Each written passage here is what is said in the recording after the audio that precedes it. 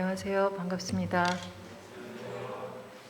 주일에 이렇게 하나님이 주신 참 좋은 이 세상을 충분히 느낄 수 있는 공간에 와서 예배를 드릴 수 있어서 참 행복합니다. 두 번째 오는 공간인데요. 자연 안에 머물면서 주일에 하나님, 창조주 하나님과 또 구속의 주 예수님을 또 말할 수 없는 탄식으로 지금의 이 지구의 상황들을 끌어안고 우리보다 앞서서 기도하시면서 도우고 계시는 그 성령님을 느낄 수 있는 이 공간에서 예배하는 여러분들 참으로 복되고 앞으로 감당해 가실 일들의 기대가 또한 큰데요. 더구나 천안살림교회는 녹색교회이시죠. 들어오는 길에 많이 낡았지만 낡았기 때문에 더 아름다운 녹색교회 간판을 받고 또 교회 게시판 전체를 덮고 있는 초록의 발자국 그 포스터와 그 지침들을 보니까 한편으로는 환한 웃음이 지어지면서도 저걸 얼마만큼 교우님들 한 그 가슴에 품고 일상생활에서 감당해 가고 있으실까. 감당하고 계셔도 참 큰 거룩한 무거운 짐이겠다 싶기도 하면서 또 많이 잊고 지내시지 않을까라고 하는 생각에 그 생각에 오늘 저의 말씀이 조금은 여러분들에게 그래도 귀 기울일 수 있는 여지가 있지 않겠나 이런 생각으로 이 자리에 섰습니다. 제가 정한 제목은 모두를 위한 탄소제로 녹색교회인데요. 녹색교회 의제를 사실은 제가 함께 있던 곳에서 만들고 전국을 순회하면서 왜 기독교 의제로서의 녹색교회 의제를 만들어서 교회들에게 전하고 또 실천해야 하는지를 한 19개 지역을 돌면서 설명하던 때가 생각이 나고요. 또 2006년부터 교회들을 선정을 해왔는데 최근 1, 2년 사이에 제가 다시금 고민하는 것은 특별한 곳이 녹색교회가 아니다라고 하는 생각이었어요. 천안살림교회가 녹색교회인 것을 얼마나 의식하고 지내고 계신지, 여러분들이 오늘 아침에도 이 예배당까지 오는 그 걸음걸음에 디드셨던 그 땅이 지구라고 하는 것을 얼마나 의식하고 지내고 계신지 하는 부분 때문인데요. 한 2년여 동안 기후 불안, 기후 절망감에 제가 빠져 있다가 헤어나지 못하고 있다가 물론 이렇게 교육을 다녀야 할 때는 척하면서 희망을 말하고 함께 달려가야 한다고 그 의지를 표명했던 것이 지난 연말로 조금 극복이 되었습니다. 그것은 하나님이 우리에게 지키고 돌보라고 하셨던 명이 혹자는 2050년이면 거주불능 지구가 된다고 하는 이 절박함 속에, 위급함 속에 우리에게 지키고 돌보라고 하는 그 명이 주어진 것이 아니라 창조의 때 당신조차도 이 창조 세계를 만드시고 참 좋다 하셨던 그 순간에 지키고 돌보라 하셨다라고 하는 그 말씀이 저의 가슴에 박히면서 여전히 아름다운 그 공간들을 바라보면서 지키고 돌보는 일을 묵묵히 감당하면 되지 않겠느냐라고 하는 이야기였습니다. 30년, 교회도 이제 30년 정도 되신 건가요? 22년이시군요. 제가 30년을 넘게 이 기독교 환경 운동의 길을 걸으면서 한 번도 나아진 적이 없는 거예요. 오히려 더 악화되고 사람들의 이렇게 실천이나 이런 부분들은 조금 더 나아진 부분들이 있고 많아진 부분들은 있지만 얼마나 더 깊은 영성 가운데 이 일들을 감당하고 있을까 보면 그렇지 않은 부분이 있고 사람들을 변화시키기가 그 어떤 것을 변화시키는 것보다 더 어렵다는 생각에 절망하던 것이 그 결과는 하나님께 맡기는 것이고 그저 당신이 하는 일에 저는 참여할 뿐이다라고 하는 그 고백을 하고 나서는 우울함에서 벗어날 수 있었습니다. 그러면서 드는 생각이 모든 교회는 녹색교회다라고 하는 선언이었습니다.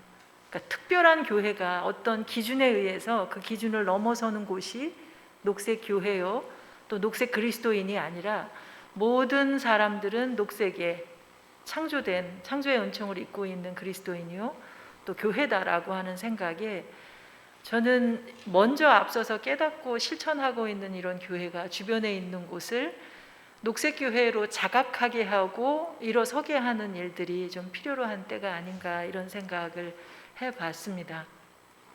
왜냐하면 지금 우리가 살고 있는 이 지구의 생태 용량이 훨씬 이전부터 그 한계를 초과해서 우리가 살아가고 있지 않습니까? 지금 작년으로 7월 29일이면 저희가 한 달 월급을, 아니 1년치의 연봉을 받으면 12월 30일까지 그 연봉 갖고 살아야 하는데요, 뭐 저축은 고사하고 7월 29일 날 모든 것을 다 써버리고 파산한 상태에서 남의 것으로 12월 31일까지 살고 있다라고 하는 거지요. 뭐 카드 사용을 해서 대출도 뭐 내 자산이라고 한다고 하지만 어쨌든 그 모든 것이 나 때에 갚을 수 있는 것이 아니라 자손들의 것이고, 또 하나님이 우리와 더불어 살게 하신 수많은 생명들의 것이고, 지금 이 순간에도 이 땅에 와 있지 않은 다른 생명들의 것임을 안다면 이제는 이 7월 29일을 12월 30일로 늦추기 위한 행동이 절실하지 않나 생각을 합니다. 사실은 70년대만 하더라도, 여기 70년대 추억이 있으신 분들이 여러 계실 텐데요, 저는 60년대 후반에 태어났거든요. 그때만 하더라도 12월 31일까지 꼭 안성맞춤으로 사용을 했습니다. 그런데 80년대, 90년대, 2000년대로 오면서 10년에 꼭 한 달씩 앞당겨서 우리가 소비를 해왔다고 하는 사실이 성경 말씀에 도둑질을, 당신이 온 이유는 도둑질을 하는 것이 아니라 그 생명을 충분하게 주었으니 그 생명을 풍성히 누리라고, 그것도 혼자가 아니라 당신이 더불어 살게 하신 수많은 생명과 더불어서 풍성히 누리라고 한 것인데, 우리는 지금껏 여기 계신 어느 누구도 예외랄 것도 없이 도둑질하는 삶을 살고 있다라고 하는 것이지요. 우리나라 사람이 평균적으로 지구를 3.5개를 쓰고 있다고 하지 않습니까? 하나뿐인 지구를, 그것만으로도 충분한데, 그것을 주신 주님만으로도 충분한데 2.5개를, 그것도 평균이니까 여기 계신 분들 중에는 그보다 훨씬 많은 것들을 탐하고 살아가고 계신 분들도 있지 않을까 싶습니다. 더군다나 문제가 되는 것은 그렇게 욕심껏 살아가면서도 우리 마음속에, 혹은 우리가 가르치는 이들에게, 우리가 사랑하는 이들이 그 마음속에 더 많은 것들을 갖게끔 하는 마음의 탐심들을 내려놓지 못하고 있다는 거죠. 일찍 일어나는 벌레가 더 많은 것, 아니 새가 더 많은 것, 벌레를 먹는다고 자녀들을 양육하는 마음들이 우리 안에 있다고 했을 때 어디까지를 만족할 것이냐라고 하는 생각에, 저희는 그 생명을 택하라라고 하는 말씀과 더불어 우리에게 주어진 생명을 충분히 의식하면서 그 생명만큼을, 그리고 나 혼자가 아니라 더불어 살게 하신, 혼자는 살 수가 없잖아요. 그 모든 생명과 더불어 풍성히 누리기 위한 그런 몸부림이, 충분한 성찰과 그런 삶을 살아내는 것이 필요하지 않을까 생각을 했고요. 저희 삶은 올해부터 사도행전 1장 8절의 말씀을 붙드는데요, 말씀드린 것처럼 내 의지로, 내 생각으로, 우리의 생각으로, 우리의 계획됨으로 해봐야 절망밖에 남을 수 있는 것이 없더라고요. 더구나 우리에게 남은 시간이 이제 10년도 채 남지 않았다고 하는데, 그 기간 동안에 무엇이 달라질 수 있을까라고 하는 생각을 해보면 그냥 그저 묵묵하게 지금 생각하고 있는 것, 지금 나에게 주시는 그 마음을 그냥 행할 뿐일 텐데요, 성령이 임하시면 말할 수 없는 탄식으로 앞서서 기도하시면서 도우시는 그 성령님이 우리에게 함께 하신다면 그분이 우리에게 주시는 능력으로 행할 수 있지 않을까라고 하는 믿음이 좀 필요하다는 생각이 들었습니다. 다들 여기 계신 분들이야 초록을 품고 계신 분들이니 지금의 상황의 절박함들을 다 알고 계실 텐데 이를 어떻게 할 것이냐라고 하는 생각을 해보면 깝깝하고, 무엇으로 할 수 있느냐라고 했을 때 답을 내놓기도 사실은 막연함이 있을 텐데요. 그럴 때 우리는 믿는 이로서 그저 맡기고 더불어서 연결되어 행동하는 것이 정말 중요하지 않을까 생각을 해봤습니다. 그러기 위해서 이 지구를 의식하고 지구에서 함께 살아가고 있는 생명들을 의식하는 것이 중요한데요. 하나님께서 혼자 사는 것이 좋지 않다라고 하시면서 먼저 만들어준 돕는 배필이 있지 않습니까? 하나님이 마음을 먹고 돕는 배필을 지으셨는데 완전한 짝이 아니라고 해서 돕는 자가 아닌 것은 아닌데, 우리는 동물들이 돕는 배필로 먼저 지어졌다고 하는 것을 별로 생각하지 않습니다. 저 오랑우탄 새끼는 보르네오와 특히 말레이시아, 인도네시아 그 지역의 팜뉴 스테이션에 의해서 수많은 생명들이 사라졌고, 그 100년 전만 해도 23만 마리가 있던 것이 지금은 5만 마리도 채 남지 않았고요. 앞으로 2050년 거주불능 지구라고 얘기하는데, 그때쯤이면 물론 그 순간에 인간이 다 죽는다 이런 얘기는 아니죠. 지구가 회복력을 완전히 상실해서 걷잡을 수 없는 파국으로 간다고 하는 상황인데, 그때에 저 오랑우탕은 멸종할 것이다 라고 하는 이야기들이 되어지고 있다고 하는 거죠. 과연 지금 우리가 이용하는 팜유가 우리의 필요만큼으로 내리기 위해서는 얼마만큼을 더 덜어내야 할 것이냐라고 하는 생각들을 또한 해야 되고요. 우리가 말씀을 늘 묵상하는데 오늘 교회를 오면서 하늘나는 새를 좀 바라보고 오셨는지 모르겠습니다. 주님께서는 하늘나는 새를 보라 라고 분명히 말씀하셨죠. 그 이유가 분명히 있으실 텐데 얼마나 새들을 바라보시면서 지내고 계신지 모르겠습니다. 제가 도시에서도 분명히 새가 살고 있고, 그 새가 살기 좋은 도시 공간을 만든다면 도시가 밭길이라 생각하는데요. 근데 교회를 오가는 분들에게 제가 들어가면서도 듣는 그 새소리를 듣고 계시는지 물어보면 전혀 듣고 계시지 못하는 경우가 많더라고요. 여러분들은 어떠신지 모르겠습니다.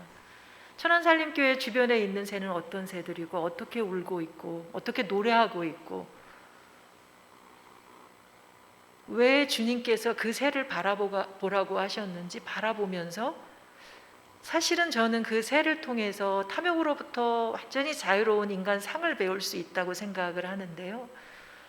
그런데 그것이 아니라 오직 우리 땅에 있는 보이는 것들만을 좇으면서 이 땅을 이렇게 피폐하게 만들어가는 것이 아닐까 생각을 합니다.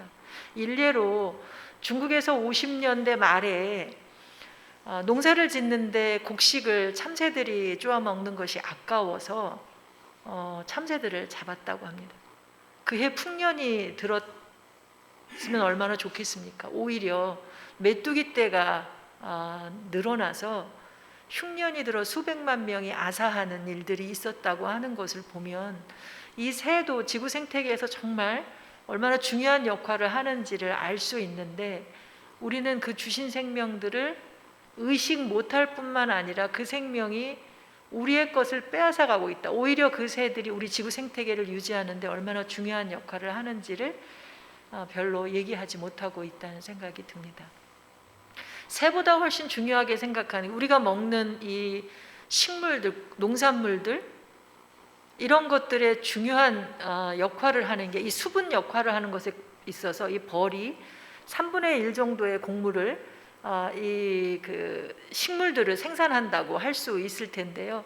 생육하고 번성하게 하는 역할들을 하고 있는데, 이 벌이 머지않아 사라질 거라고 하는 이야기들이 들리지요.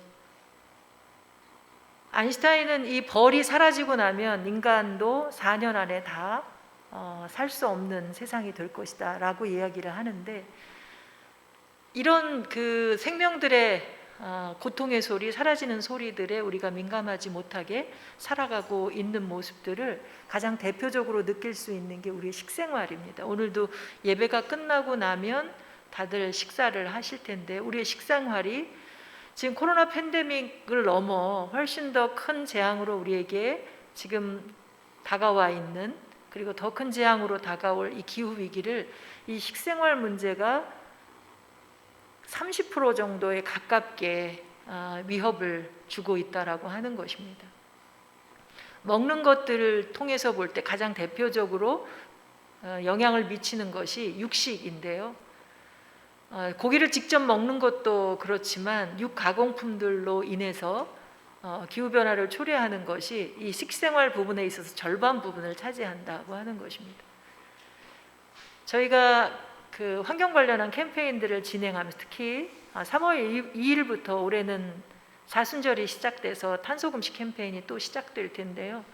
그 안에 반드시 들어가는 게 고기금식에 관한 부분이고, 때로는 육식을 줄이기 이런 표현을 하는데도 그거 하나가 걸림돌이 되어서 전체를 7주간 내지는 40일의 실천을 못하겠다고 얘기하는 사람들이 있을 정도로 육식이라고 하는 것이 우리 생활에 굉장히 크게 자리하고 있다라고 하는 것인데요.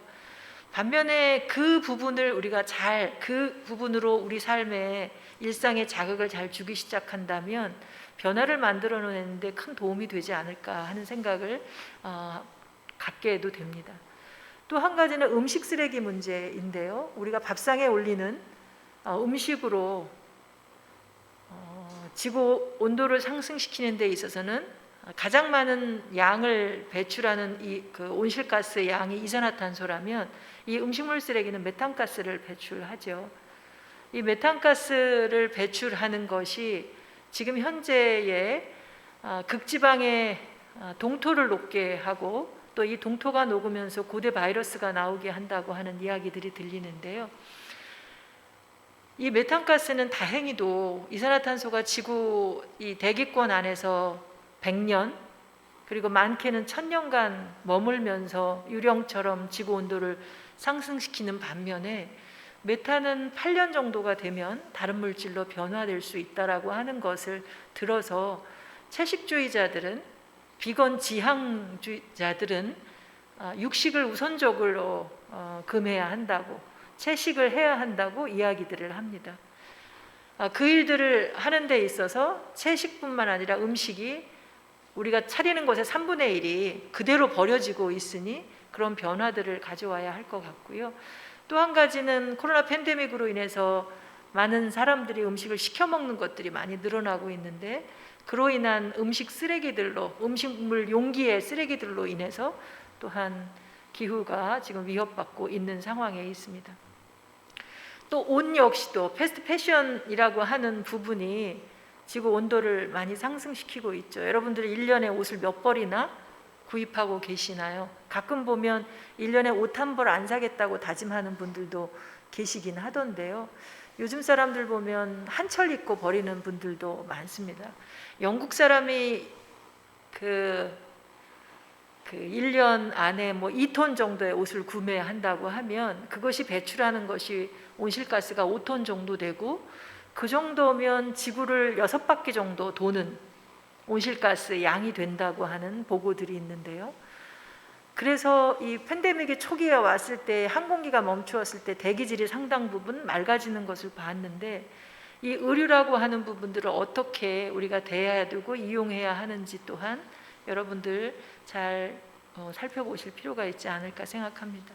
쓰레기 부분 역시 온갖 일상생활에서 나오는 이 쓰레기들 문제 여러분들 다 아실 텐데 많은 사람들이 이 쓰레기 문제에 있어서 만족하는 것은 그래도 선한 그리스도인들이 만족하는 것은 분리배출을 잘하고 있다라고 하는 것일 텐데 안타깝게도 분리배출하는 것의 절반 이상이 그대로 쓰레기로 버려지고 있다라고 하는 것이죠.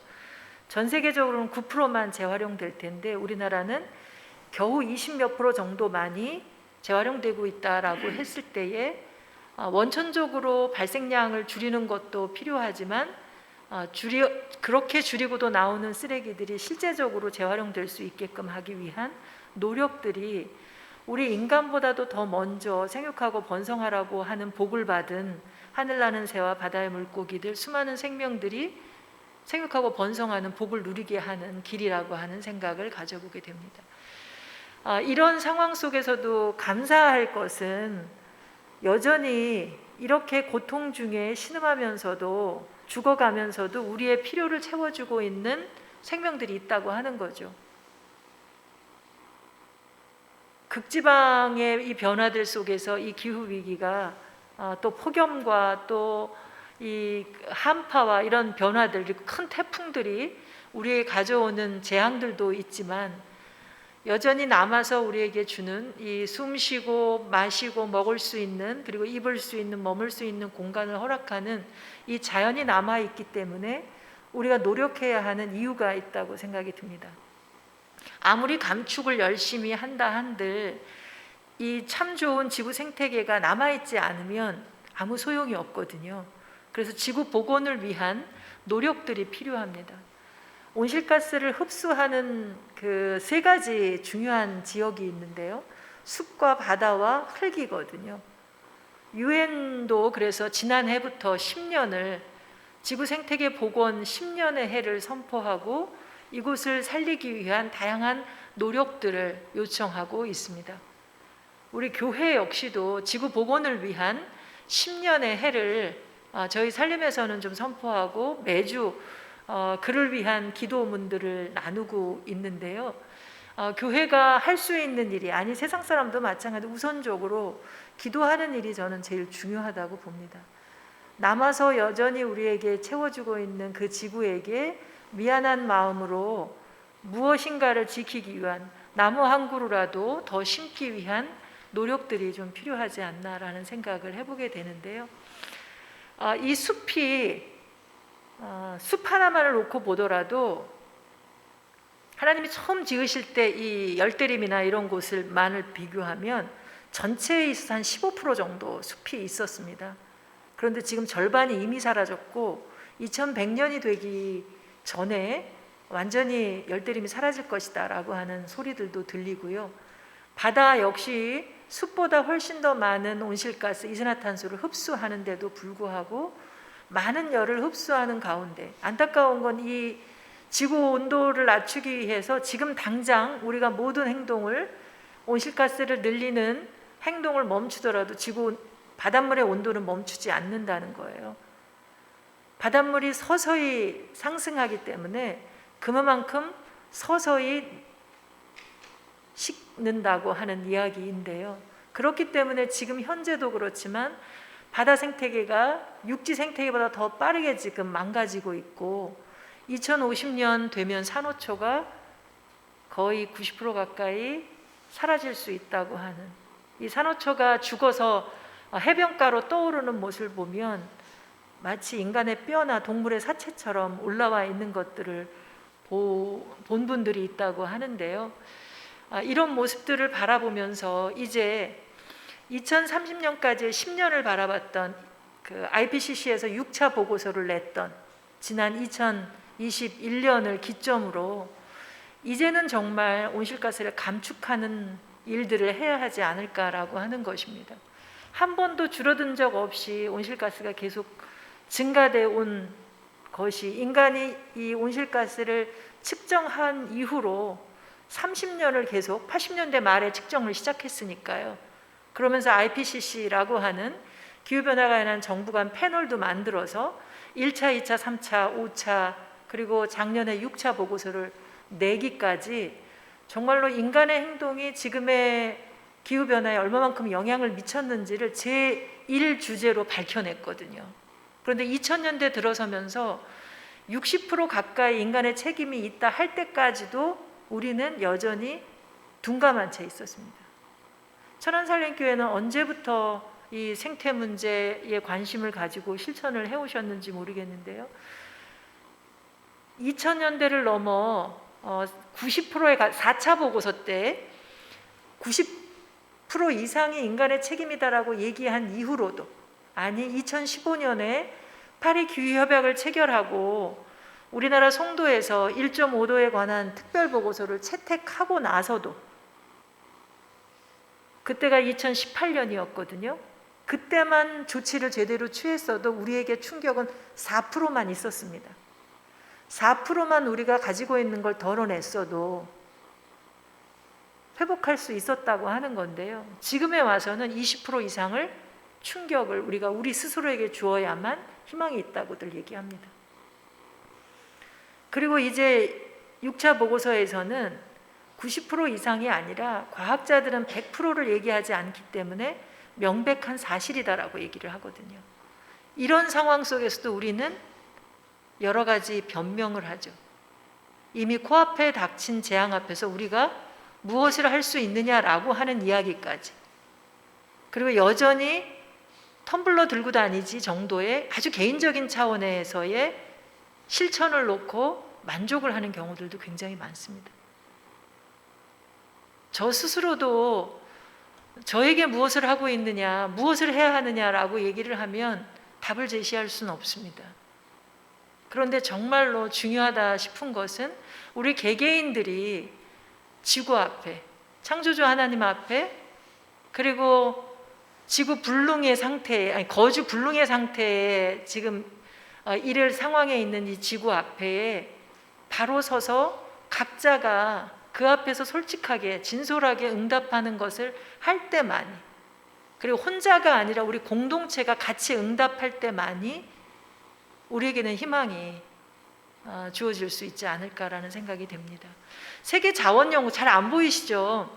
세계 자원연구 나중에 한번 보시면 좋을 텐데요. 세계 자원연구소가 제시하는 10가지 솔루션을 보면 분명해요. 우리 공동체가, 천안살림교회가 이 위기를 비상 상황이다라고 다 합의한다면 해야 한다고 생각하는 10가지 솔루션이 제시가 되어 있어요. 그런데 천안살림교회조차도 이 안에 서로의 그 의지와 해야 한다고 하는 솔루션 제시하는 게 다 차이가 있으실 텐데요. 석탄화력 발전소 당장 다 멈춰야 한다라고 하는 이야기이고, 플라스틱 제로, 전기자동차가 답은 아니지만 최소한으로 이용해야 하는 건 다 전기자동차, 뭐 여러 가지 10가지 솔루션들이 다 채식으로 바꾸고 하는 이야기들이 있는데, 위기가 전 세계적으로는 3명 중에 2명이 기후 비상사태를 선언해야 할 때라고 이야기하는데, 우리나라 사람들은 조사한 바에 따르면 절반 정도도 안 됩니다.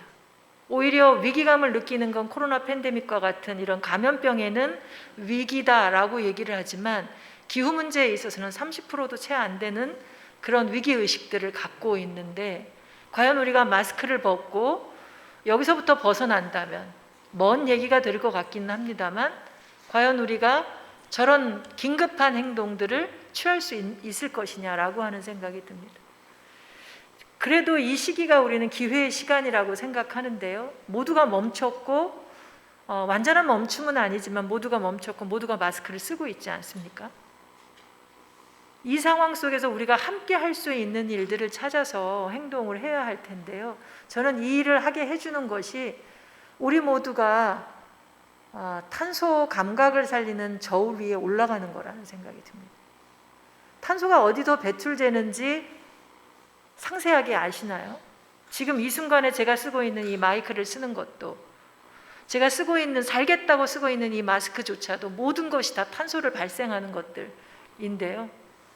얼마만큼 내가 탄소를 배출하는지 그 저울 위에 올라가는 것이 정말로 중요합니다. 다이어트를 하기 위해서 저울 위에 올라가시잖아요. 다이어트 중에도 저울 위에 올라가시죠.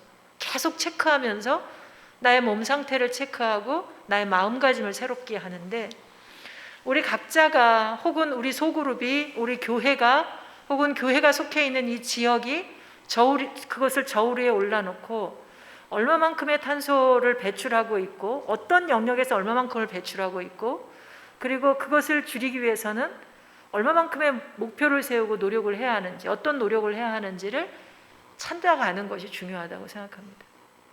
올해 선거가 있는데 이 지자체가 어떤 목표를 세워놓고 있고, 탄소 중립의 목표, 탄소 중립의 선언을 모든 지자체들이 선언했습니다. 천안시도 했을 겁니다. 어떤 목표로 얼마만큼의 전략을 가지고 누구와 어떻게 이것을 이루어 가려고 계획을 세워놨는지를 천안살림교회 같은 곳이 물어야 한다고 생각합니다. 불러서 듣고요. 그 목표가 부족하더라도 그 목표가 달성되도록 협조도 하지만, 부족하다면 그 목표를 높이도록 요구하는 일도 진행을 해야 되겠죠. 무조건 높이는 것만 요구하는 것이 아니라 낮지만 그것을 이루게 하기 위한 협조 또한 저는 필요하다고 생각을 합니다. 교회는 얼마나 탄소를 배출할지, 저희가 탄소 이거를 측정하면서 우리의 삶의 행태를 점검할 수 있게끔 하는 자가진단지를 4종류로 만들었고, 측정하는 것은 이제 엑셀 파일을 통해서 진행할 수 있도록 제공을 하는데요. 고지서만 있으면 기본적인 우리의 배출량은 알 수 있거든요. 이런 부분들을 교회에서 진행을 해나가면서 좀 더 체계적으로 시스템부터 변화될 수 있도록 해보는 것이 어떨까 하는 생각을 해봅니다. 깨알 같은 글씨지만 이 PPT를 남겨놓을 텐데요. 하나님이 우리가 생존할 수 있도록 주신 하늘과 땅과 물과 벗들을 기억하면서, 하늘이라고 하는 것은 모두가 제숨을 쉬게 하는 것일 텐데 에너지 전환을 이루고 기존 건물의 제로 에너지화 할 수 있는 부분들을 실천하고, 그리고 모든 건물의 에너지 배출 데이터를 측정해서 절전하는 일들을 진행을 하고, 또 교통수단도 여기 오시는데 교통편이 편하지 않아서 대부분 자가용을 이용하셨겠죠? 네, 참 어려운 것 같아요. 우리가 지역교회를 섬기고 있다면 이런 얘기를 하면 교인들이 줄을 것 같아서, 제가 예전에 차 없는 주일 캠페인도 했는데 목사님들의 고백이 차 없는 주일 캠페인 하면 교인들이 안 와 하시더라고요. 그 캠페인을 하지 않아도 주차장에 주차할 곳이 없으면 다른 데 가서 예배한다는 교인들이 종종 있다고 하더라고요. 하지만 그것을 넘어서 이 캠페인을 하거나 카풀을 하거나, 아니면 어느 날은 1시간 더 빨리 일찍 일어나서, 제가 최근에 영성 무슨 책을 읽는데요, 참 놀라웠던 게 중세에 관련한 이 성례전을 창으로 비유하면서 얘기를 하는데, 예배드리기 전에 1시간 정도 자기가 홀로 먼저 기도하는 했냐라고 하는 질문을 써놓더라고요. 써놓았는데, 그런 것을 생각하면 어느 날은 차를 버려두고 대중교통을 이용하면서 천천히 오면서 달리면서 놓쳤던 수많은 생명들을 눈으로 보고 소리를 듣고 느끼는 그런 시간들을 가져봐도 되지 않을까 하는 생각들을 갖고요. 그리고 말씀드린 대로 생태계를 복원해야 하니 무슨 날을 없는 날도 기념하면서 나무를 한 그루씩 심는 일을 진행해 보면 어떨까 싶습니다. 뒤에 얘기가 있겠지만 파리 15분 도시 선언하고 지금 시행하고 있는 곳은 매년 아이 한 명당 계속 나무를 심으면서 6년 만에 대도시의 대공원을 만들 정도의 그런 복원 실천들을 해갔다라고 하는 것이죠. 멀리 있는 곳이 아니라 우리 동네에서부터, 그게 우리의 마음을 새롭게 하니 가까운 곳에서부터 동네 숲을 만들고, 저는 차 운전을 못해요, 면허가 없어서. 그래서 제가 바라는 세상은 거리는 걷고 싶은 거리로서 도로를 좀 좁혀줬으면 좋겠다고 하는 제안을 늘 하는데요. 좁아진 도로에는 거리 숲을 조성해 줬으면 좋겠다. 그래서 그 거리에서 축제가 벌어지고 동네 사람들이 이야기꽃이 피었으면 좋겠다, 이런 얘기를 하는데요. 어떤 것이든지 이 하늘의 지속성을 위해서 다양한 실천들을 해보면 좋겠고, 또 물을 위해서는 다용도 미생물을 통한 우리 여신도회를 통해서 아마 EM 실천들이 이어져 왔으리라고 생각하는데, EM을 통해 물을 정화하기도 하지만 사용량을 줄이기도 하고, 또 물 오염을 시키는 데 있어서 중요한 것으로 지금 나타나고 있는 플라스틱 부분을 제로화할 수 있도록 하는 다양한 시도들이 이제 제도적으로 나라에서 탈플라스틱 사회를 선언하고 실천하는 것이 있기는 해서 도움이 좀 되리라 생각하는데, 아무리 캠페인을 해도 안 되던 것이 법으로 이 제도로 규제하다 보면 확실하게 변화가 되더라고요. 그래도 부족한 것이 있다면 교회적인 차원에서 그 변화를 더 요구하는 것도 필요로 하리라 생각을 합니다. 그리고 말씀드린 그 땅과 관련한 부분은 밥상, 먹을거리와 관련된 부분인데요.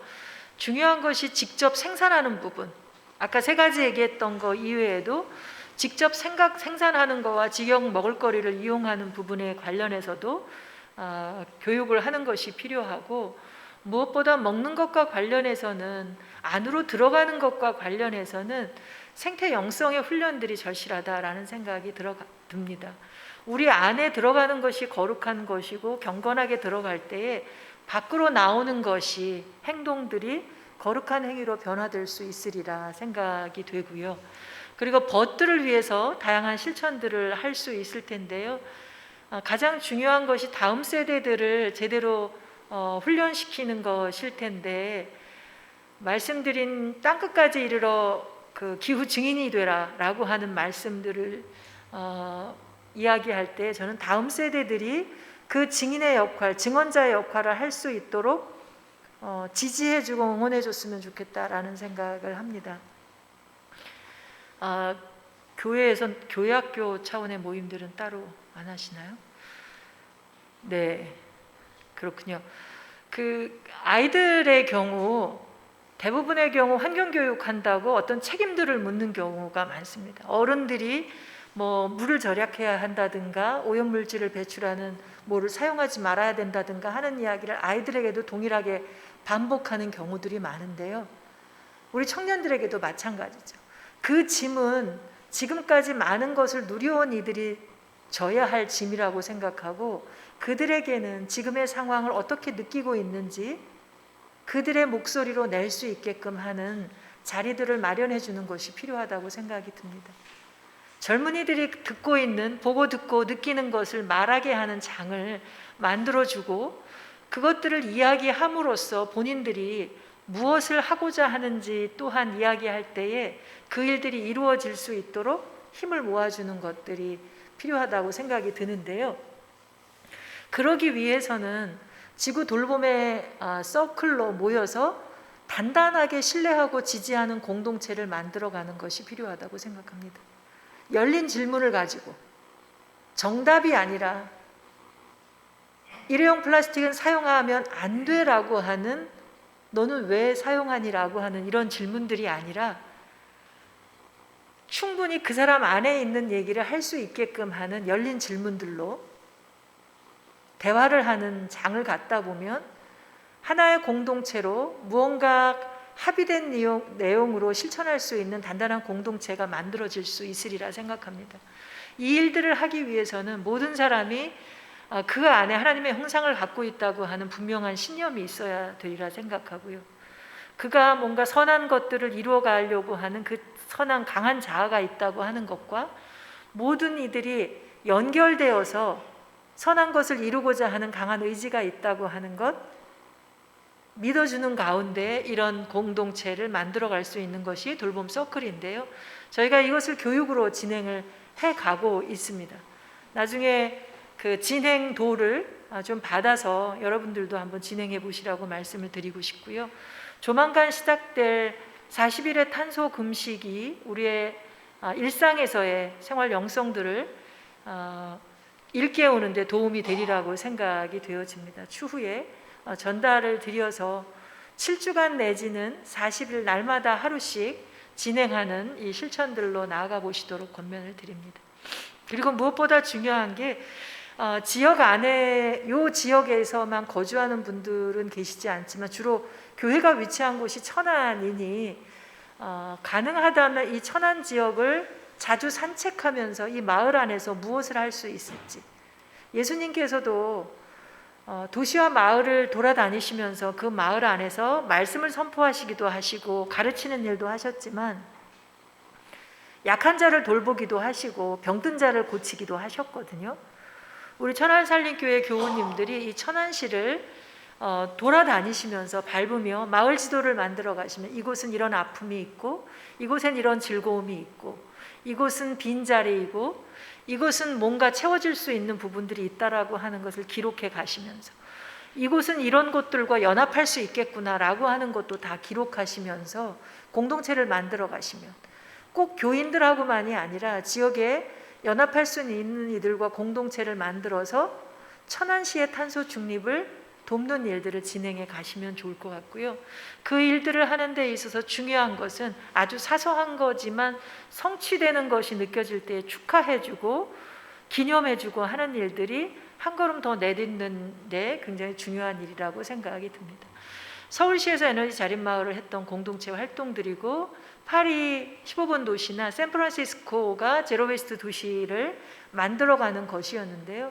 이런 샌프란시스코는 서울 아니 미국과 같은 경우는 굉장히 낭비하며 쓰레기를 많이 버리는 것 같지만 제로웨이스트 도시를 선언할 수 있었던 것은 법과 제도라고 하는 것, 그리고 기업이라고 하는 리콜로지라고 하는 기업을 통해서, 그리고 시민들이 실천을 잘할 수 있도록 인센티브 제도를 둠으로써 삼박자가 맞아서 이 일들을 진행할 수 있었다라고 하는 것들을 잘 살펴보면서 이 천안시의 탄소 중립이 가능할 수 있도록 이 세 가지 부분을 잘 활용해 가시면 좋으리라 생각합니다.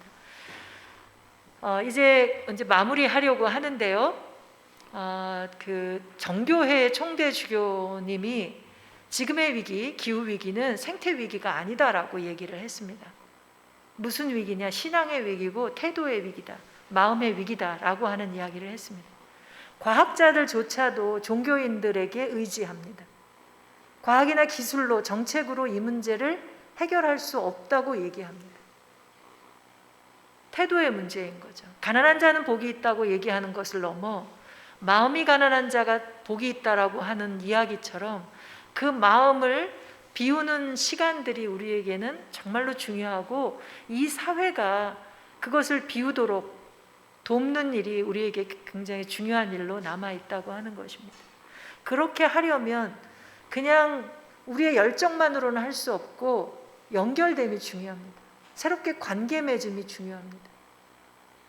우리가 볼 때 악한 자 같고 정말로 탐욕스러운 자 같을지라도, 그런 사회일지라도 불쌍히 여기는 마음으로 그들과 연결되어 연대하여 변화할 수 있도록 하는 것이 우리에게 인내를 통해 좀 필요하지 않을까 하는 생각이 들고요.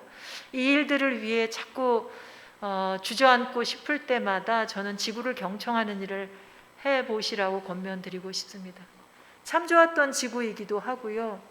칼 세이건이 저 해왕성, 명왕성을 지나는 우주선을 놓고 뒤돌아서 지구를 촬영하도록 한 사진이 바로 저건데요. 동그라미 쳐놓은 곳 안에 보이지도 않는 티끌 같은 것이 지구입니다. 저걸 일컬어 칼 세이건은 창백한 푸른 점이라고 얘기를 하는데요. 저 창백한 푸른 점 안에 보이지도 않게 있는 존재가 우리 인간이거든요. 80억 인구를 자랑하지만 보이지도 않습니다. 겸손할 수밖에 없는, 그리고 여전히 아름다운 저 지구를 생각하면서 힘내서 더불어서 이 실천들을 잘 해나가기를 바라고요. 전 세계에 저렇게 젊은이들이 기후 증인으로 서서 우리는 실패해도 괜찮아, 할 수 있는 만큼 해서는 안 돼, 그 이상의 것을 늘 물으면서 행동하라고 요구하고 있고, 그리고 실패해도 괜찮다고 이야기하고 있습니다.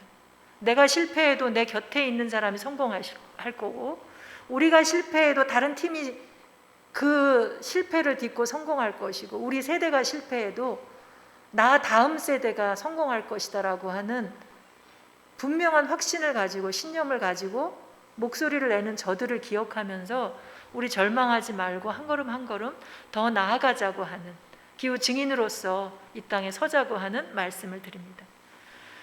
탄소제로 녹색교회로 한 걸음 더 나아가는 천안살림교회 교우님들, 말할 수 없는 탄식으로 신음하는 성령님과 더불어서 오늘 이후로 하지 말 것과 해야 할 것과 나눌 것을 세 가지 정도 기억하시면서 살아갈 수 있기를 바라고요. 내가 잘할 수 있는 것, 해야만 하는 것, 이런 것 또한 기억해서 함께 탄소제로 녹색교회 실천 선언문을 한번 만들어 보시라고 말씀드리고 싶습니다. 여신도회가 이것의 중심에 늘 쓸 수밖에 없다고 생각하는데요. 여신도회와 청년들을 중심으로 이런 실천 선언문을 만들어서 늘 외부에서 누가 정해준 것은 힘이 없다고 생각을 합니다. 우리 스스로 만든 것을 통해서 늘 우리를 채찍질하며 앞으로 나아갈 수 있는 여러분들 되시기를 바라면서, 시간이 좀 길어졌는데요. 네, 기도로 마무리하도록 하겠습니다.